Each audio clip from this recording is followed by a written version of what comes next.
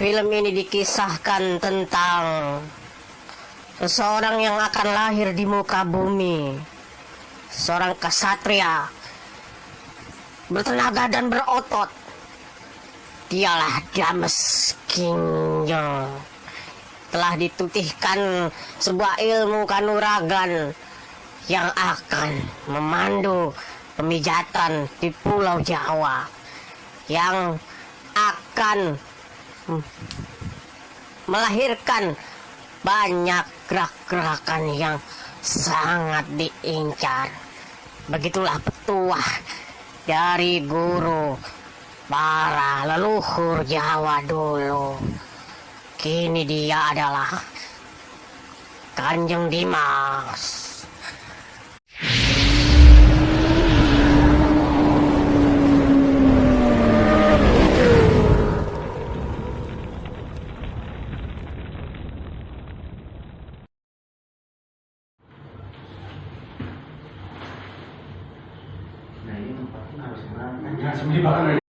Ingat, ini bukan syarat Pak ya, bukan syarat. Tapi ini hanya sebagai tambahan aja. Iya. Jadi selain kita tanya Bapak siap realisasi atau tidak, juga sentuh ini. Kemudian kalau anak-anak, kalau misalkan kasusnya dia kasus masalah keluarga, dulu ditinggalkan sama orang tua, itu ini, sambil juga diusap belakangnya. Itulah kenapa kalau seorang anak dipeluk seperti ini, dia itu paling senang, Pak. Karena apa? Apalagi kalau misalkan dipeluk sambil pegang-pegang ini. Oh, gitu. Orang merasa ada yang merangkul, mengayomi gitu kan. Ya seperti itu. Bismillah. Pak siap relaksasi Pak ya. Tutup matanya Pak. Kenapa tutup matanya? Biar Biar fokus gitu kan. Tarik napasnya Pak. Kenapa harus tarik napas? Tapi tenang. Biar lega. Nah belum apa-apa jadi udah relax gitu kan. Kayak Bismillah, tarik napasnya. Ya.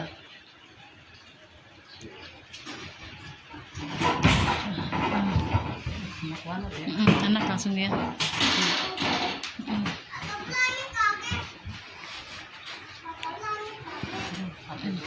Mantra nggak Pak? Enggak. Pertanyaannya, beliau sadar nggak? Sadar nggak? Tuh, makanya Bang Wan. Oh. Ngerti nggak? Beliau itu sadar. Jadi beliau itu, antum mendengar ya apa yang kita bicarakan kan? Mendengar. Jadi dalam relaksasi, aduh ini sadar nggak ya orangnya? Sadar. Tapi karena dia sudah pasrah, sudah menyerahkan diri kita kepada Allah. terapis, ya udah. Tadi kenapa Bapak mau jatuh? Udah pasrah aja gitu. Itulah saya bilang, orang yang direlaksasi adalah orang-orang yang memang punya penyakitnya apa? Stres, gangguan gerak. Apa gitu. Caranya hanya seperti itu aja. Nah, sekarang misalkan Bapak sudah posisi seperti ini, Bapak tetap tutup muka matanya. Setelah nanti posisi beliau terjatuh ke bawah, tunggu beberapa detik. Misalkan 20 detik, biarkan beliau supaya Tenang. tenang dulu. Setelah itu silakan buka YouTube. Bukan nyanyi Ayu Ting Tingnya. Buka Quran, Pak. Surat. Apapun itu yang sekiranya menurut ibu bapak ini enak. Yang enak mah al-waqiah. Al-waqiah. Al-kafi. Baca Quran di pakai Quran nggak lain. Bukan lain, Pak. Kadang kita kan sebagai terapis nggak pede, kita sendiri yang baca. Terus ini kan yang namanya terapis itu kita harus merelaksasikan diri kita, merelaksasikan dulu jiwa pasiennya juga gitu kan. Ketika kita hanya menggunakan YouTube ngajinya, kitanya bisa relax, bisa menangani pasien yang lain. Ada tahu? Kalau misalkan nih pasien numpuk kita ngeberesin yang ini, lihat. Nah, gunanya wawancara adalah untuk mengetahui dia stresnya tingkat berat, sedang atau ringan.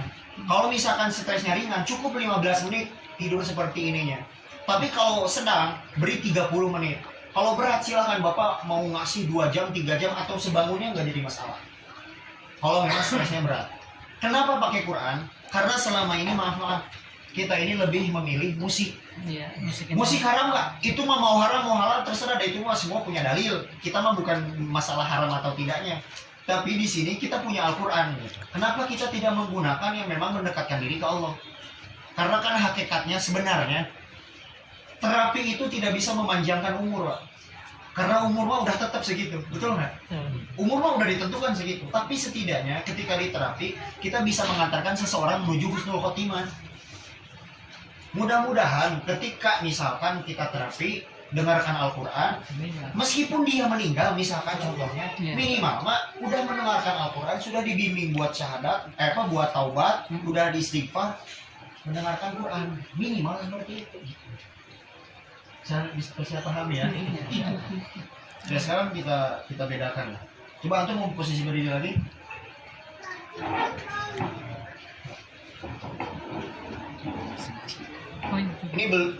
Ini hanya contoh aja Pak. Contoh aja, hanya contoh tadi. Beliau belum terlalu puas. Karena apa? Karena beliau belum mencurhatkan isi hatinya. Ini sebagai contoh aja. Adapun nanti praktek di lapangan silakan Bapak korek dulu. Kalau sudah dikorek Pak, ini bisa lama tidurnya Pak. Bahkan dalam relaksasi ada yang sampai nangis ketika tidur. Iya, benar. Ada yang dia ketika tidur itu mukul-mukul diri, disiksa sama suami saya. Makanya saya dulu ada alumni orang-orang Garut Pak. Ketika dia belajar relaksasi, pasti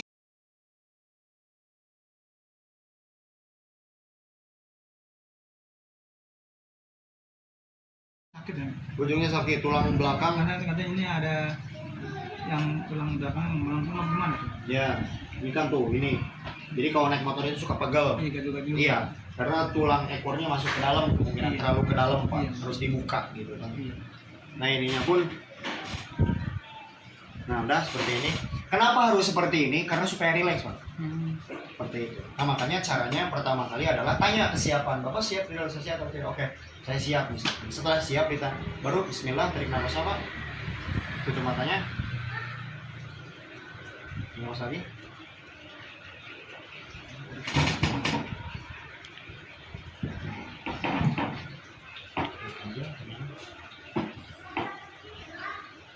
Minta sama Allah yang terbaik, minta kesembuhan sama Allah.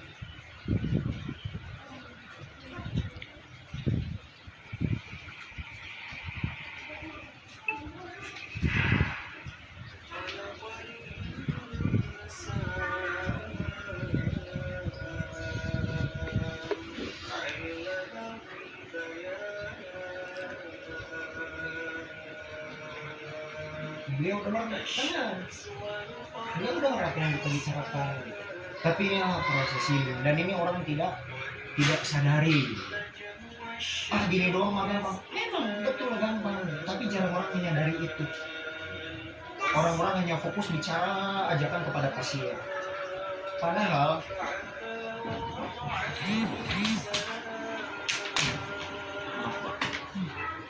ceritanya ini jus ya,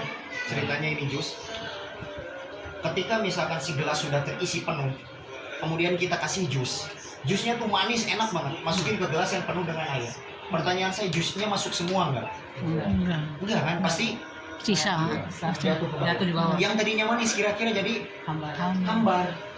Bayangkan ini orang stres, lagi banyak pikiran, sama kita dinasehati ibu, nasihatnya itu manis banget, ibu itu harusin, pokoknya ibu bla bla. Bagi saya salah. Jangan lalu dinasehati, kan ini lagi penuh airnya. Semanis apapun perkataan kita, motivasi kita, tetap dia akan keluar gitu. Makanya relaksasi adalah proses mengosongkan dulu masalahnya.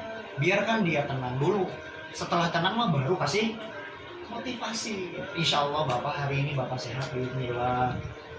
Seperti itu udah cukup. Tapi ingat, nanti setelah direlaksasi beres, jangan Bapak gimana, masalah Bapak dulu kayak gimana, nggak usah ditanyain lagi masalah kepo ya. Dia tuh udah tenang gitu, itu masalah lu gitu. Ya masa kepo lagi. Jadi kalau udah tenang ya udah dia aja suruh aja pulang, tanya lagi ya. Nggak usah ditanya-tanya. Iya, takutnya kita ceplosan nanya lagi, udah tenang. Bapak udah enakan Pak, gitu gimana, nggak boleh. Akhirnya mikir lagi ke belakang. Iya Pak. Kita kan selama ini nggak mementingkan itu. Makanya maaf, keunggulan terapis daripada dokter adalah menurut saya, tapi ini wallahualam menurut yang lain, keunggulan terapis seperti kita daripada dokter adalah dokter itu ketika datang menyampaikan keluhan kita nggak bisa curhat. Iya. Kalau terapis kan, makanya adik saya kalau saya bawa terapi dia paling nggak mau. Karena apa? Fasdunya 3 menit, ngobrolnya sejam. Karena itu. Karena bagi saya nerapi itu bukan hanya apa yang bisa kita lihat di terapi, bukan, tapi yang tidak bisa terlihat pun harus diterapi. Gitu. Sekali lagi, kenapa Quran? Karena ingin kita mengantarkan ke husnul khotimah tadi, supaya lebih dekat lagi ke Qurannya, bukan dengan musiknya. Boleh nggak musik? Silahkan, nggak jadi masalah. Dah halal haram semua juga punya dalil. Tapi kembali lagi kan kita punya kitab suci yang masya Allah dibacakan lebih nikmat, didengarkan jadi pahala gitu kan. Kenapa nggak memilih yang berpahala aja? Sambil ikut ngaji ya. Iya, sambil ikut ngaji. Dan usahakan ketika relaksasi jangan banyak suara. Ruangan harus enak, kayak spa gitu kan, ada wangi aromaterapi, ada apa. Relaksasi. Suasananya jangan yang terang banget, jangan di tengah jalan raya. Iya. Lampu matiin nggak? Itu mah kembali kepada masing-masing. Cuman bagusnya apa, Bu? Nggak. Ya, lebih fokus. Ada yang nangis, ada yang kesurupan nggak? Karena apa? Karena kena gangguan jin. Dulu saya pernah punya pasien tiba-tiba langsung kesurupan, makanya jangan aneh nanti. Kalau misalkan kesurupan tenang, bukan karena relaksasi, apa karena jin mendengar Qurannya gitu. Pergi gitu. Iya. Repot nggak nyadarin pasiennya? Gini Bu, kalau yang kena gangguan jin, kalau nyaman, tapi ngeluarin jinnya, apa namanya? Butuh teknik. Nggak bisa kayak gitu. Bisa kan dijebol Gini, kalau pengen nyadirin orang yang kesurupan, cukup Pak sadar, nanti juga sadar. Tapi jin masih ada di dalam. Oh iya, keluar ya. Contoh, kesurupan dipencet ini, tetap jin namanya di dalam. Cuman gak reaksi doang gitu.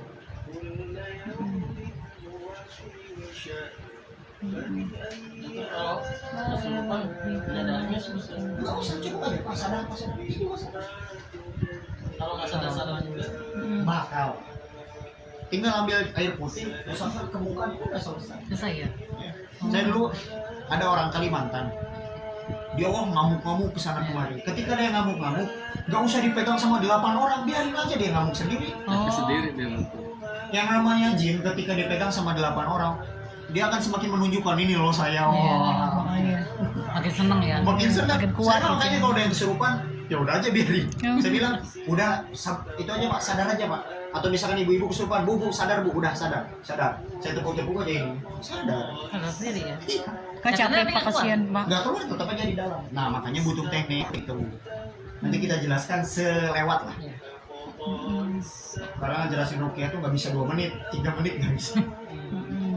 Daripada nanti kita praktek sok tahu ajarnya salah gitu kan. Ini yang pernah belajar ruqyah ini? Belum ada? Belum. Antum Kamu ya. ruqyah juga? Menurut kasus antum dari ruqyah nggak semudah itu kan?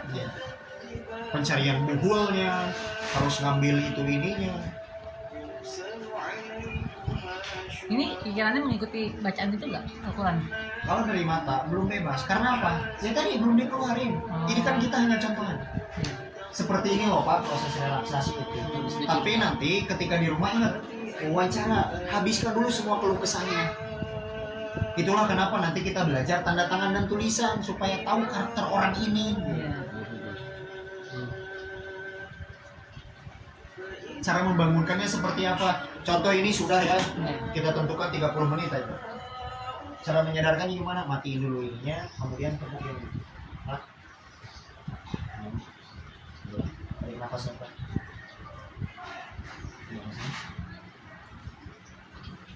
Jangan disuruh langsung duduk, biarin dulu supaya darahnya lancar dulu. Ketika pikiran kita tenang, darah pun lancar. Ya, karena apa? Karena ketika kita banyak kena GERD itu kan ke jantung Bu ya. Khawatir kita saturasi naik lebih dari 100 detak jantung itu. Saya kalau misalkan GERD udah kambuh dulu, bisa sampai 135 saturasi itu naik. Iya betul. Yang akhirnya mengikat ke darah gitu kan karena banyak khawatir. Makanya ketika ketenangan bisa membuka saluran darah. Oke Pak, gimana tadi perasaannya? Ketika relaksasi di depan kompor. Kenapa? Panas Pak ya. Bapak emosionalnya tinggi nggak? Nah ini kita nggak. Kalau misalkan nanti Bapak mau relaksasi harusnya di tempat yang sunyi, yang dalam artian privacy. Jangan sampai nanti menanyakan masalah ke depan umum. Ini kan namanya juga relaksasi ya, untuk hatinya tenang. Ya ini dikarenakan saluran darahnya saya bilang. Bahkan ada yang ke perutnya, itu kan ada yang seperti ke kaki itu kayak ada Geram yang gitu, geram, mm. karena itu darahnya semua, gitu. Oh. Saluran darahnya. Tapi tenang Pak ya, alhamdulillah. Bila. Ini Bapak badan pun sedikit panas. Iya. Iya. Tapi nggak ada apa-apa kan Pak ya, alhamdulillah. Simpel nggak Pak? Simpel ya. Bisa Bapak nanti kalau dilatih orang ya, seperti itu bisa ya. Sarko ini dia nggak bisa direlaksasi terus, bisa jadi karena dia orangnya panas, bukan tipe orang yang stres.